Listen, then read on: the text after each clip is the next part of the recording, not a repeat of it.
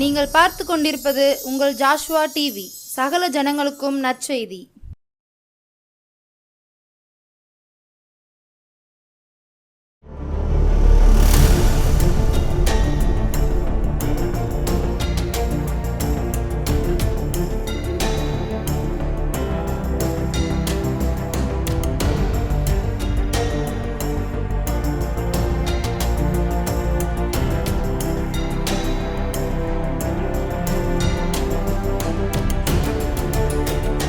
இயேசு கிறிஸ்துவின் நாமத்தினாலே ஜோஷாடி நேயர்கள் யாவரையும் வாழ்த்துகிறேன். இந்த நாளில் கூட நம்ம தியானிக்க போகிற தேவனுடைய வார்த்தை யோவான் 11வது அதிகாரம் அதனுடைய 5வது வசனம். யோவான் 11வது அதிகாரம் அதனுடைய 5வது வசனம். இயேசு மார்த்தாளிடத்திலும் அவளுடைய சகோதரியினிடத்திலும் லாசருவினிடத்திலும் அன்பாக இருந்தார். இந்த நாளில் இந்த குடும்பத்தை பற்றி தான் நம்ம என்ன செய்ய போகிறோம், தியானிக்க போகிறோம். அந்த குடும்பத்தில் பார்த்தீங்கன்னா 3 பேர் இருக்கிறாங்க, மார்த்தாள், மரியாள், லாசர். ஆனால் 3 பேரையும் தனித்தனியாக போடப்பட்டிருக்கு. 3 பேர்ட்டையும் ஆண்டவர் என்ன செஞ்சிருக்கிறார், அன்பாக இருக்கிறார் அப்படின்னு போடப்பட்டிருக்கு. இயேசு மார்த்தாளிடத்திலும் அவருடைய சகோதரியினிடத்திலும் லாசருவினிடத்திலும் அன்பாக இருந்தார். இவங்க யார் அப்படின்னு பார்த்தோம்னா, லூக்கா 11வது அதிகாரத்தில் பார்த்தீங்கன்னா 11வது அதிகாரம் 38வது வசனத்தில், அவர்கள் பிரயாண போகையில் அவர் ஒரு கிராமத்தில் பிரவேசித்தார். அங்கே மார்த்தாள் என்னும் பெயர் கொண்ட ஒரு ஸ்திரீ அவரை தன் வீட்டிலே ஏற்றுக்கொண்டாள். மார்த்தாள் அவள் வீட்டில் ஏற்றுக்கொள்கிறா. அவளுக்கு வந்து அவளுடைய சகோதரி தான் யார், மரியாள். இவங்களுக்கு ஒரு சகோதரன் இருக்காங்க, அதுதான் யார், லாசர் அப்படின்னு அழகாக இதில் இடத்துல என்ன செய்யப்பட்டிருக்கு, போடப்பட்டிருக்கு.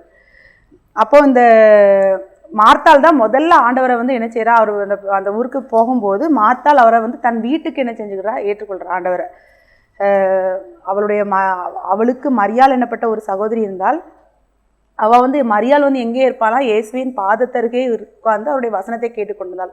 ஆனால் அந்த மார்த்தாள் தான் முதல்ல அங்கே மார்த்தாள் என்னும் பேர் கொண்ட ஒரு ஸ்திரீ அவரை தன் வீட்டிலே ஏற்றுக்கொண்டாள். அப்போ அந்த கிராமத்தில் அவர் போகிறப்ப கிராமத்தில் நிறைய பேர் இருந்திருப்பாங்க.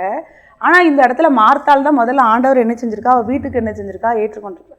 இங்கே அதான் அந்த 11வது வசனத்தில் நீங்கள் 11வது அதிகாரத்தில் பார்த்தீங்கன்னா, மரியாளிடத்திலும் மார்த்தாளிடத்திலும் அவருடைய சகோதரியினிடத்திலும் லாசருவினிடத்திலும் அவர் அன்பாக இருந்தார்.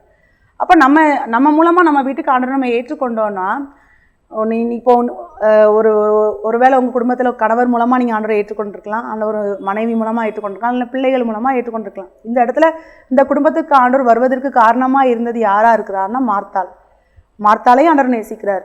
மரியாள் அந்த மார்த்தாள். ஆனால் நீங்கள் அந்த சம்பவம் எல்லாருக்கும் தெரியும். மார்த்தாள் வந்து போய் ஆண்டவர்கிட்ட சொல்லுவாள்.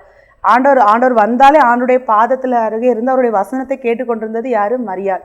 ஆனால் மார்த்தாள் வந்து நிறைய வேலையை செய்கிறதுனால ஆண்டவர்கிட்ட போய் சொல்லுவா. அவள் வேலையை செய்யலைன்னு சொல்லும்போது ஆண்டவர் சொல்லுவார், நீ வந்து அநேக காரியங்களை குறித்து கவலைப்படுறா, தேவையானது ஒன்று. மரியாள் தன்னை விட்டு எடுபடாத நல்ல பங்கு, ஆண்டுடைய வார்த்தையை கேட்கறது தான் நல்ல பங்கு, தன்னை விட்டு எடுபடாத ஒரு நல்ல பங்காக வண்ணி செஞ்சுக்கிட்டா தெரிந்து கொண்டா அப்படின்னு சொல்கிறார். இங்கேயும் நீங்கள் இந்த 11வது அதிகாரத்தில் இந்த இடத்துல நீங்கள் பார்த்தீங்கன்னா, இந்த லாசருவை பற்றி நீங்கள் பார்த்தீங்கன்னா, லாசர் வந்து என்ன செஞ்சுருப்பாருன்னா, மரித்து போயிருப்பான். இவ்வளோ அன்பாக இருந்த வீடு. நம்ம அதை தான் நம்ம பார்க்க போகிறோம். இவ்வளோ அன்பாக ஆண்டவர் நேசிக்கிற அந்த வேதாகமத்தில் இவங்க இந்த குடும்பத்தை ஆண்டவர் ரொம்ப நேசிக்கிற மாதிரி என்ன செய்யப்பட்டிருக்கு, போடப்பட்டிருக்கு. மற்ற குடும்பத்தில் கூட மற்ற யாராட்டு போய் ஆண்டவர்கிட்ட கேட்பாங்க, சுகத்தை கொடுப்பார். ஆனால் இந்த குடும்பத்தில் உள்ள தனித்தனியாக ஒவ்வொருத்தரை பற்றி இந்த வார்த்தையில் போடப்பட்டிருக்கு. இயேசு ஒரு வசனமே இந்த 3 பேரை குறித்து போடப்பட்டிருக்கு. மார்த்தாளிடத்திலும் சகோதரியிடத்திலும் லாசருவினிடத்திலும் அன்பா. அப்போ நம்ம குடும்பத்தில் நம்ம வீட்டில் நீங்கள் 4 பேர் இருக்கலாம், 5 பேர் இருக்கலாம், 3 பேர் இருக்கலாம், 2 பேர் இருக்கலாம். ஒவ்வொருத்தரையும் ஆண்டவர் தனித்தனியாக நேசித்தார்னு போட்டால் எவ்வளோ சந்தோஷமாக இருக்கும், அப்படி தானே? அப்போ நம்ம குடும்பத்தில் ஆண்டவர் நம்ம குடும்பத்தை ஒவ்வொருத்தரையும் நேசிப்பதற்கு முதல்ல நம்ம எப்படி இருக்கணும், மார்த்தாளை போல காரணமாக இருக்கணும். ஆண்டவர் நம்ம வீட்டுக்கு அழைத்து வருகிறவர்களாக நம்ம என்ன செய்யணும், இருக்கணும். இப்போ இந்த குடும்பத்தை ஆண்டவர் நேசிக்கிறார். எப்பெல்லாம் அந்த கிராமத்துக்கு வருகிறாரோ அந்த நேரத்தில் ஆண்டவர் அந்த குடும்பத்தில் அந்த வீட்டில் தான் போய் என்ன செய்கிறார், தங்குறார். அப்போ இப்போ ஆண்டவர் அங்கே இல்லாத நேரத்தில் இந்த வீட்டில் ஒரு துயரமான சம்பவம் நடக்குது. என்னன்னா, லாசர் வந்து வியாதிப்பட்டு என்ன செஞ்சிடறாரு, மரித்து போயிடுறார். ஆனால் ஆண்டவர் இதை வந்து தூரத்தில் இருந்தாலும் ஆண்டவர் என்ன செய்கிறார், அறிகிறாரு. இப்போ ஆண்டவர் வந்து அவங்கள லாசருவை உயிரோடு எழுப்புறதுக்காக தான் என்ன செஞ்சுட்டு இருக்காரு, போயிட்டுருக்காரு. ஆனால் போன உடனே ஆண்டவர் இந்த எந்த காரியங்களையும் உடனே என்ன செய்யலை.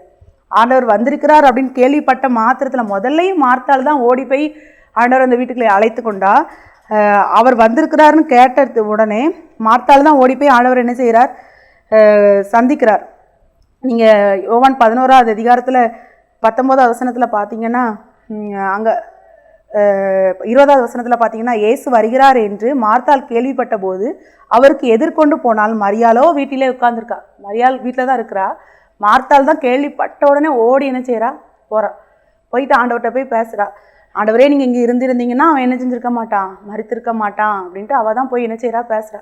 இப்போ ஆண்டவர் வந்து இப்போ வந்திருக்கிறதே லாசருவை என்ன செய்யறதுக்கு தான், உயிரோடு எழுப்புறதுக்கு தான். நான் வந்த உடனே ஆண்டவர் அதை என்ன செய்யலாம், மரியாள்கிட்ட மார்த்தாள்கிட்ட சொல்லலை, நீ கவலைப்படாத அப்படின்னு. நிறைய நேரங்கள் ஆண்டவர் அப்படி தான். நம்ம அழுவோம், ஆண்டவருக்கு நம்ம சிச்சுவேஷன் தெரியும், நாளைக்கு நம்ம வாழ்க்கையில் என்ன நடக்க போகுது தெரியும், அடுத்த 1 மணி நேரத்தில் நம்ம வாழ்க்கையில் என்ன நடக்க போகுதுன்னு தெரியும். இன்னும் கொஞ்ச நேரத்தில் ஆண்டவர் வந்து லாசரு உயிரோடு தான் எழுப்ப போகிறாரு. ஆனால் ஆண்டவர் வந்து அதை சொல்லவே இல்லை. ஆண்டவர் அப்படி தான் அமைதியாக தான் இருப்பார். ஆனால் நம்ம வாழ்க்கையில் அற்புதத்தை என்ன செய்வார். அவரை தேடி வருகிற அவர் நம்ம மேலே அன்பு வச்சுட்டாருன்னா அந்த அவர் செய்கிற அற்புதத்தை யாராலே என்ன செய்ய முடியாது, நினைத்து கூட என்ன செய்ய முடியாது, பார்க்க முடியாது. இந்த ஒரு குடும்பத்தில் தனித்தனியாக ஆண்டவர் ஒவ்வொருத்தர் மேலேயும் அன்பு வைத்திருந்தார். அந்த அன்பு நம்ம மேலே என்ன செய்யணும், வரணும். இப்போ முதல்ல நம்ம மார்த்தாளை பற்றி பார்த்தோம். மார்த்தாள் வந்து என்ன செஞ்சா, ஆண்டவரை ஏற்றுக்கொண்டா. அடுத்தது மரியாதை நம்ம பார்க்கும்போது மரியாதை எந்த இடத்துல பார்த்தாலும் ஆண்டோடைய பாதத்தில் இருப்பார். அந்த நீங்கள் லூக்கா 5:9 அதிகாரத்தில் பார்த்தீங்கன்னா அவர் பாதத்தில் வீட்டுக்கு வந்திருக்கும் போதெல்லாம் அவர் பாதத்தில் உட்காந்து அவர் சொல்கிற வசனத்தை என்ன செஞ்சுட்டு இருப்பா, கேட்டுட்டு இருப்பா. இப்போ இங்கே முதல்ல மார்த்தாள் தான் ஓடி வரா, மரியாள் வீட்டில் தான் இருக்கிறா. அதுக்கப்புறம் மரியாதை வந்து 28-29 வசனம் பார்த்தீங்கன்னா, போதகர் வந்திருக்கிறார், உன்னை அழைக்கிறார் என்று மார்த்தாள் வந்து கூப்பிட்றா. அப்போ ஆண்டவர் என்ன செஞ்சிருக்கிறாரு, மரியாதை எங்கன்னு ஆண்டவர் என்ன செஞ்சிருக்கணும், ஏன்னா அவரோட 3 பேரையும் நேசிக்கிறார். லாசரு மரித்தாச்சு, மார்த்தாள் வந்துட்டா. இப்போ மரியாள் எங்கே, அவளை எங்கன்னு கேட்கும்போது அவர் அந்த ஊருக்கு வெளியில தான் இருந்து கேட்குறாரு. அப்போ அவள் அதை கேட்ட உடனே சீக்கிரமாக எழுந்து அவரிடத்துல என்ன செய்கிறா, வர. அவ்வளோ துக்கத்தில் இருந்தாலும் ஆண்டவர் வந்திருக்கிறாருன்னு தெரிஞ்சு அவர் அழைக்கிறார், அவர் உன்னை கூப்பிடுறாருன்னு தெரிஞ்ச மாத்திரத்தில் ஒரு நொடி கூட அவள் என்ன செய்யலை, தாமதிக்கலை. சீக்கிரமாய் ஆண்டவர்கிட்ட என்ன செய்கிறா, எழுந்திரிச்சு போகிறா. அப்படி ஒரு துரிதமான இது நமக்கு வேணும். ஆண்டவருடைய காரியங்கள், நம்ம ஆலயமோ நம்ம ஜெபிக்கிற நேரமோ என்னதான் இருந்தாலும் நம்மக்கிட்ட அந்த ஒரு உற்சாகம், அந்த சீக்கிரமான ஒரு காரியம் நம்மக்கிட்ட என்ன செய்யணும், வேணும். மரியாள்கிட்ட அது என்ன செஞ்சிச்சு, இருந்துச்சு. ஆனால் ஓடி போய் அவள் தேவையில்லாத எந்த வார்த்தையும் மரியாள் என்ன செய்ய மாட்டான், ஆண்டவர்கிட்ட பேசவே மாட்டான். நீங்கள் 32வது வசனத்தை பார்த்தீங்கன்னா, அதை யோவான் 11வது அதிகாரத்தில் இயேசு இருந்த இடத்தில் மரியாள் வந்து அவரை கண்ட உடனே, அவரை பார்த்த உடனே அவர் பாதத்தில் தான் என்ன செய்கிறா. மரியாளுக்கு ஆறுதலான இடமே ஆண்டுடைய பாதமாக தான் என்ன செஞ்சிருக்கு, இருந்திருக்கு. ஆண்டவரை பார்த்த உடனே அவர் பாதத்தில் போய் என்ன செய்கிறா, விழுந்த உடனே அவ அழுறதை பார்த்த உடனே எல்லாரும் அழுறாங்க. அதை பார்த்து ஆண்டவரும் என்ன செய்கிறாராம், அழுறாராம். ஏசு கண்ணீர் விட்டார் அப்படின்னு ஒரு தனி வசனம் இருக்கும். மரியாதை அழுறதை ஆண்டவரால் என்ன செய்ய முடியல, தாங்க முடியலை. அப்போ எதுக்குன்னா அவள் வந்து அவ்வளோ ஆண்டோடைய வசனத்தை ஆசையாக என்ன செய்கிறா, கேட்குறா. அப்போ நம்ம வீட்டில் வேதாகமத்தை எடுத்து உட்காந்து வாசிக்க ஆரம்பிச்சிட்டோன்னா, நம்ம யார் பாதத்தை அருகே உட்காந்துருக்கிறோன்னா, ஆண்டுடைய பாதத்தின் அருகே உட்காந்துருக்கோம். இப்போ டெய்லி அவர் பாதத்துக்கிட்ட போய் நம்ம மரியாதை போல் இருக்கிறோமா? அவள் வந்து வேற மார்த்தாள் கூட வார்த்தையால் சொல்கிறா, இவள் ஒன்றுமே பேசலை. அவள் இருதயத்தில் உள்ள துக்கத்தோடு போய் என்ன செய்கிறா, ஆண்டவர்கிட்ட அழுறா. அவள் அழுறதை பார்த்தோன்னே ஆண்டவர் என்ன செய்கிறாரு, அழுறாரு. ஆனால் அந்த நேரத்துலேயே ஆண்டவர் நினச்சா முடியும், நீ அழாத, உன் தம்பியை நான் எழுப்புறேன், உன் சகோதரனை நான் எழுப்புறதுக்காக தான் அந்த இடத்துக்கு வந்திருக்கேன். அப்போ அவளுக்கு அழுக வந்துருச்சுமா, வராது. ஆனால் ஆண்டவர் இயற்கையோடு கூட சேர்ந்து அந்த வாழ்க்கையில் அப்படியே நடத்துகிறார். ஆனால் ஆண்டவருக்கு தெரியும் அவர் எழுப்புறதுக்கு தான் என்ன செஞ்சுருக்காரு. ஏன்னா ஸ்ரீசர்கள்ட்ட முதலே சொல்லியிருப்பாரு, அவன் லாசரு மறுத்திருக்கிறான், உன்னை உயிரோடு எழுப்ப போகிறேன்னு தான் சொல்லி கூட்டிகிட்டு வருவார். ஆனால் இந்த இடத்துல மார்த்தாள்கிட்டையும் அதை சொல்லலை, மரியாள்கிட்டையும் சொல்லலை. அவங்கக்கிட்ட ஒரு மனுஷனை போல் ஆண்டவர் என்ன செஞ்சுட்டு இருக்கிறார், நடந்துருக்கார். இப்போ நம்ம வாழ்க்கையில் நீங்கள் வந்து இந்த வார்த்தையை கேட்கும் போது கூட துக்கம் இருதயத்தில் அவ்வளோ ஒரு கஷ்டத்தோடு அழுது கொண்டு என்ன செஞ்சுட்டு இருக்கலாம், பார்த்துட்டு இருக்கலாம். நம்ம ஆனால் ஆண்டவர் பாதத்தில், எப்போ நம்ம ஆண்டவர் பாதத்தில் இருக்கிறோன்னா, நீங்கள் அந்த வசனத்தை பார்த்தீங்கன்னாலே உங்களுக்கு புரியும். லூக்கா 11வது அதிகாரத்தில் 39வது வசனம், அவள் இயேசுவின் பாதத்து அருகே உட்கார்ந்து அவருடைய வசனத்தை கேட்டுக்கொண்டது. அப்போ நம்ம வசனத்தை கேட்கிற இடம், அவருடைய வசனத்தை வாசிக்கிற எந்த இடமோ அந்த இடத்துல அவருடைய பாதம் என்ன செஞ்சது வந்துடுது. இப்போ நம்ம இந்த வசனத்தை கேட்குறோம், நம்ம யார் பக்கத்தில் உட்கார்ந்துட்டு இருக்கிறோம், ஆண்டோடைய பாதத்தின் அருகே உட்கார்ந்துருக்கோம். அப்போ அப்படி இருக்கிறவங்க அழும்போது ஆண்டவரால் என்ன செய்ய முடியாது, கேட்டு பார்த்துட்டு சும்மாவே என்ன செய்ய முடியாது, இருக்க முடியாது. இன்னொன்று அந்த வசனத்தில் நம்ம போட்டிருக்கு, லாசருவினிடத்திலும் அன்பாக இருந்தார். அப்போ அன்பாக இருந்த லாசரு மறுத்துட்டான். அப்போ அவரை எங்கே வச்சிங்க, அழுதுகிட்டே அழுதுக்காங்க. இவங்க அழுறதெல்லாம் பார்த்துட்டு நீங்கள் அவங்க எங்கே வச்சிங்க அப்படின்னு கேட்ட உடனே ஆண்டவர் வந்து லாசருவே வெளியே வா என்று என்ன செய்கிறார், உரத்த சத்தமாக என்ன செய்கிறார், கூப்பிட்றார். அவன் அப்படியே கட்டுகளோடு என்ன செய்கிறான், வெளியே வரான். இந்த காரியங்கள்லாம் நடந்ததுக்கு பிறகு லாசரு வெளியே, அந்த ஜனங்கள் எல்லாரும் ஆண்டவர் மேலே அதில் பார்த்து கொண்டு இருந்த அத்தனை ஜனங்களும் ஆண்டவர் என்ன செய்கிறாங்களாம், விசுவாசிக்கிறாங்களாம். ஏன்னா மறுத்து 4 நாளாக ஆனால் ஒருத்தன் உயிரோடு எழும்பி வரும்போது உண்மையாக இது யாராலையும் பண்ண முடியாது, ஜீவனுள்ள தேவனால் மாத்திரம் தான் என்ன செய்ய முடியும், பண்ண முடியும். அன்றைக்கு அநேகர் ஆண்டவர் என்ன செஞ்சாங்களாம், விசுவாசிச்சாங்களாம். அதை பார்த்து அநேகர் மரியாளிடத்தில் வந்திருந்து இயேசு செய்தவர்களை கண்டவர்களாகிய யூதர்களின் அநேகர் அவரிடத்தில் என்ன செஞ்சாங்களாம், விசுவாசம் வைத்தார்களாம். 45வது வசனம். அப்போ முதல்ல அந்த மரியாதை அந்த குடும்பத்துக்குள்ள ஆண்டவரை அழைத்தது நிமித்தமா அந்த இடத்துல அன்றைக்கு அநேக ஆண்டவர் இடத்துல என்ன செஞ்சாங்க, விசுவாசம் வச்சாங்க. இன்றைக்கு உங்கள் நிமித்தமா உங்க குடும்பத்துக்குள்ள ஏசப்பா வந்திருந்தாங்கன்னா உங்கள் நிமித்தமா ஆண்டவர் அநேகர் என்ன செய்வாங்க, அறிந்து கொள்வதற்கு ஆண்டவர் உங்களை கருவியா என்ன செய்வார், பயன்படுத்துவார். நம்ம அப்படிப்பட்ட ஒரு பாத்திரமா என்ன செய்யணும், இருக்கணும். ஒன்று நம்ம குடும்பத்துக்கு முதல்ல ஆண்டவரை அழைத்த மரியாதை போல ஒரு பாத்திரமா இருக்கணும். அல்லனா ரெண்டாவது, எப்பொழுதும் இயேசுவின் பாதத்தை நம்ம வீட்டுக்குள்ள வைக்கிறவர்களாக, ஆண்டவருடைய வசனத்தை கேட்கிறவர்களாக, அவருடைய வசனத்தை தியானிக்கிறவர்களாக, எப்பொழுதும் மரியாதை போல அவருடைய பாதத்தின் அருகே உட்கார்ந்திருக்கிற மரியாதை போல நம்மளுடைய வாழ்க்கை என்ன செய்யணும், இருக்கணும். அடுத்தது நம்ம பார்ப்போம்னா லாசரு மேல அன்பா இருந்தார். இந்த லாசர் எப்படி இருக்கிறார் அப்படின்னு பார்த்தீங்கன்னா, யோவான் 12வது அதிகாரத்தில் பார்த்தீங்கன்னா, பஸ்கா பண்டிகை வர 6 நாளைக்கு முன்னே இயேசு தாம் மரணத்திலிருந்து எழுப்பின லாசர் இருந்த பெத்தானியாவுக்கு திரும்பி அந்த இடத்துக்கு, ஏன்னா வரும்போது பெத்தானியா கிராமத்துக்கு வரும்போதெல்லாம் அவங்களெல்லாம் ஆண்டவர் என்ன செய்வார், சந்திப்பார். அங்கே அவருக்கு ராவிருந்து பண்ணினார்கள். அப்பவும் பாருங்க, மார்த்தாள் என்ன செய்கிறா, பணிவிடை செய்கிறார். லாசரும் அவருடனே கூட பந்தி இருந்தவர்களில் ஒருவனாக இருந்தான். அவர் கூட என்ன செய்கிறான், இருக்கான். லாசர்வால முடிந்தது அவரோட இருக்கிறது. நம்மளும் அப்படிதான், அவர் கூட இருக்கணும். அவர் கூட இருக்கிறோன்னா பாவம் செய்யாமல் இருக்கணும். நம்ம அவருக்கு விரோதமான எந்த காரியங்களும் செய்யாமல் இருக்கணும். அவர் கூட இருக்கிற 3 காரியங்கள். முதல்ல மரியாதை போல ஏற்றுக்கொள்கிறவரா, அவரை அழைத்து வருகிறவரா இருக்கணும். அல்ல மார்த்தாளை போல அழைத்து வருகிறவரா இருக்கணும். மரியாதை போல பாதத்தின் அருகே உட்கார்ந்துருக்கணும். லாசர் வந்து இயேசு கூடயே இருக்கிறார். இப்போ இயேசு கூடயே, ஏசப்பா எங்கே நம்ம எப்போ ஆண்டவர் நம்ம கூட இருப்போம், அவரை தேடும்போது நம்ம என்ன செய்வோம், ஆண்டவர் நம்ம கூட இருப்பார்.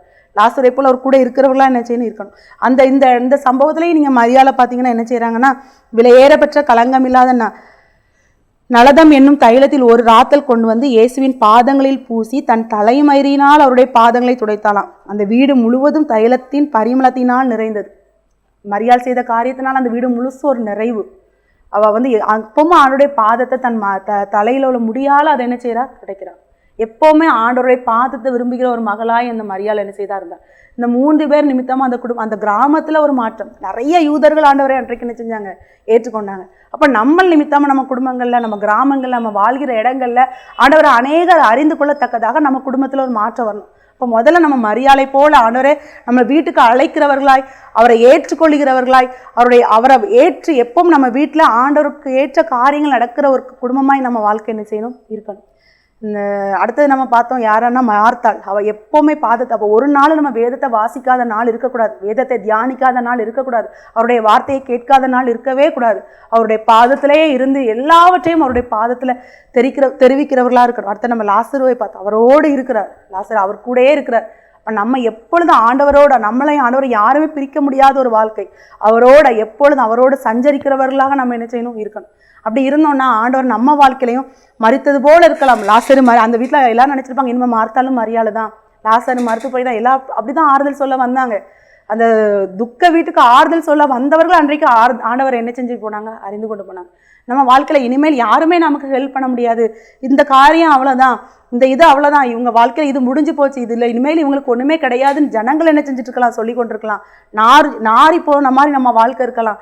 ஏன்னா கல்லறையை ஓப்பன் பண்ணும்போது அப்படிதான் மார்த்தாள் சொல்கிற, ஆண்டவரே 4 நாள் ஆயிற்றே அப்படின்ட்டு. நம்ம வாழ்க்கை அப்படிப்பட்ட ஒரு வாழ்க்கையாக இருக்கலாம், நார்ன மாதிரி உள்ள வாழ்க்கையாக இருக்கலாம். ஆனால் ஆண்டவர் நம்மளை ஆண்டவர் நேசித்தாரானால் நம்ம வாழ்க்கையை அவர் எவ்வளோ பிரகாசமாக என்ன செய்ய முடியும், மாற்ற முடியும். அன்றைக்கு துக்கத்தை எல்லாரும் நினச்சிருப்பாங்க, இயேசுவும் நம்மளை போல துக்கத்தை விசாரிக்கிறதுக்கு தான் வந்திருக்கிறாரு, அவளுக்கு ஆறுதல் சொல்கிறதுக்கு தான் வந்திருக்கிறாருன்னு. ஆனால் ஏன்னா மற்றவர்கள்லாம் மனிதர்கள், இவர் தேவகுமாரன், அவர் வந்தாரண்டா இல்லாதவைகளை இருக்கிறவைகளா என்ன செய்கிற தேவன், அழைக்கிற தேவன், மரித்தவர்களை உயிரோடு எழுப்புகிற வல்லமை கொண்ட தேவன், நம்ம வாழ்க்கையில் நடக்காதுங்கிறத நடக்க செய்கிற தேவன். இது முடியவே முடியாது, இனிமேல் உங்கள் வாழ்க்கையில் குழந்தை கிடையவே கிடையாது, இல்லைன்னா உங்கள் வாழ்க்கையில் ஆசீர்வாதம் கிடையவே கிடையாது, இதிலேருந்து கடன்லேருந்து உங்களை யாருமே காப்பாற்றவே முடியாது, இந்த பிரச்சனையிலேருந்து உங்களுக்கு யாருமே விடுதலை தர முடியாது, இனி உங்கள் வியாபாரத்தில் ஒரு மாற்றத்தை நீங்கள் பார்க்கவே முடியாது அப்படின்னு மனிதர்கள் இல்லைனாலும் பேசலாம். இதில் 4 நாள் ஆயிட்டு மரித்து, 4 நாள் ஆனால் அந்த செத்த பணத்தை ஆண்டவர் உயிரோடு என்ன செஞ்சார், இருந்தார். அப்போ அவ்வளோ வல்லமை படைத்த தேவன் எந்த ஒரு காரியமாக இருந்தாலும் அதை நம்ம கையில் புதிதாக என்ன கொண்டு செய்து தர முடியும், இருந்த வண்ணமாகவே நம்ம கரத்தில் கொண்டு தர முடியும். நம்ம வாழ்க்கையில் இழந்த ஆசீர்வாதங்களை ஆண்டவரால் கொண்டு என்ன செய்ய முடியும், தர முடியும். நம்ம செய்ய வேண்டிய காரியம் ஒன்று தான். மார்த்தாளை போல் அவரை வீட்டுக்கு அழைக்கிறவர்களாக இருக்கணும், மரியாதை போல் அவருடைய பாதத்திலே அமர்ந்திருக்கிறவர்களாக இருக்கணும், லாசரை போல் அவரோடு எப்பொழுதும் அவரோடு இருக்கிற ஒரு பிள்ளைகளாக நம்ம இருக்கும்போது அசாதாரண காரியங்கள் நம்ம வாழ்க்கையில் என்ன பிரச்சனைகள் வரதான் செஞ்சுச்சு. ஆண்டவர் நேசித்த குடும்பம் தான். அந்த வசனத்தை நீங்கள் குறித்து வச்சுக்கோங்க. யோவான் 11வது அதிகாரம் 5. அந்த 3 பேருடைய பேரையும் தனித்தனியாக போட்டிருக்கு. 3 பேர்கிட்டையும் ஆண்டவர் அன்பாக இருக்கிறார். ஆனால் அந்த குடும்பத்தை ஆண்டவர் என்ன செய்யலை, கைவிடலை. அவங்கள கைவிடவே இல்லை. வித்தியாசமான ஒரு ஆசீர்வாதத்தை அந்த ஆண்டவர் வாழ்ந்த நாட்களில் நிறைய பேர் உயிரோடு எழுப்பினாலும் நான் மரித்து 4 நாள் கழித்து, இது ஒரு பெரிய ஒரு மாற்றம், ஒரு மகிமையான ஒரு காரியத்தை அந்த குடும்பத்துக்கு ஆண்டவர் என்ன செய்தார். நம்ம ஆண்டவர் அப்படி பிடித்து கொண்டு வந்தோம்னா நம்ம ஊரில் நம்மளை பார்க்குற மக்கள், நீங்கள் வேலை செய்கிற இடங்கள் எல்லாரும் ஆச்சரியப்படத்தக்க அளவில் தேவன் நம்ம வாழ்க்கையில் அற்புதத்தை என்ன செய்வார். அப்படியே கண்களை மூடி ஜெபிக்கலாமா? அன்புள்ள ஆண்டவரே, இந்த அருமையான நேரத்தில் கூட ஏசப்பா நாங்கள் ஜெபிக்கிறோம். அப்படியே வார்த்தையின்படி ராஜா ஏசப்பா நாங்கள் வாசித்தோம் ஆண்டவர், அப்படியே வார்த்தையை நாங்கள் தியானித்தோம். மரியாள் இடத்துல அன்பா இருந்தீங்க, மார்த்தாள் இடத்துல அன்பா இருந்தீங்க ஏசப்பா, லாசர் இடத்துல அன்பா இருந்தீங்களே ஆண்டவரே. இந்த நேரத்தில் இந்த வார்த்தை கேட்குற ஒவ்வொரு பிள்ளைகள் ஆண்டவரே, அவங்கவுங்க பேரை அவங்க சொல்லும் போது ஆண்டவரே என் மேலே அன்பா இருங்கன்னு கேட்கும்போது அன்பா இருங்க ஆண்டவரே. ஒவ்வொருத்தருடைய குடும்பத்தில் எத்தனை பேர் இருந்தாங்களோ அத்தனை பேரை நீங்கள் ஆண்டவரே அன்பா இருங்க ஆண்டவரே. அவங்க ஒவ்வொருத்தரையும் நீங்கள் நேசிக்க முடியாது நான் ஜெபிக்கிறேன் ஏசப்பா. எங்கள் ஒவ்வொருத்தரையும் நீங்கள் நேசிங்க ஆண்டவரே. ஆண்டவரே அந்த குடும்பத்தை நீங்கள் நேசித்தது நிமித்தமாக ஆண்டவரே, மரித்து 4 நாளான லாசரையும் உயிரோடு எழுப்பி அந்த கிராமத்திலே அநேகர் உங்கள் மேலே விசுவாசமாக வைக்கிறபடியே உதவி செஞ்சீங்களே. அதே போல் இந்த நாட்கள் இந்த பிள்ளைகள் இந்த காரியம் ஒருவேளை அவங்களுக்கு இதெல்லாம் முடிஞ்சு போச்சு, இனிமேல் எங்கள் வாழ்க்கையில் இதில் யார் அற்புதம் செய்ய முடியும்னு யாராவது ஜெபித்துட்டு இருக்கலாம் ஆண்டவரே. என்னென்ன காரியங்களை மனதில் வைத்து ஆண்டவரே உங்கள்கிட்ட வாயை திறந்து ஜெபிக்கிறாங்களோ, கண்ணீரோடு ஜெபிக்கிறாங்களோ ஆண்டவரே, அந்த பிள்ளைகளுக்கு நீங்கள் அற்புதத்தை செய்யும்படியே நான் ஜெபிக்கிறேன் ஏசப்பா. ஆண்டவரே இந்த காரியத்தில் எப்படியாட்டும் அற்புதத்தை செய்யுங்க, எங்களை சாட்சியாக நிறுத்துங்க. நீ யாரெல்லாம் ஜெபிக்கிறாங்களோ அந்த பிள்ளைகளுடைய வாழ்க்கையில் அற்புதத்தை அதிசயத்தை நீங்கள் செய்யும்படியாக இயேசுவின் நாமத்தினாலே ஜெபிக்கிறேன் ஜீவனில் நல்ல பிதாவே.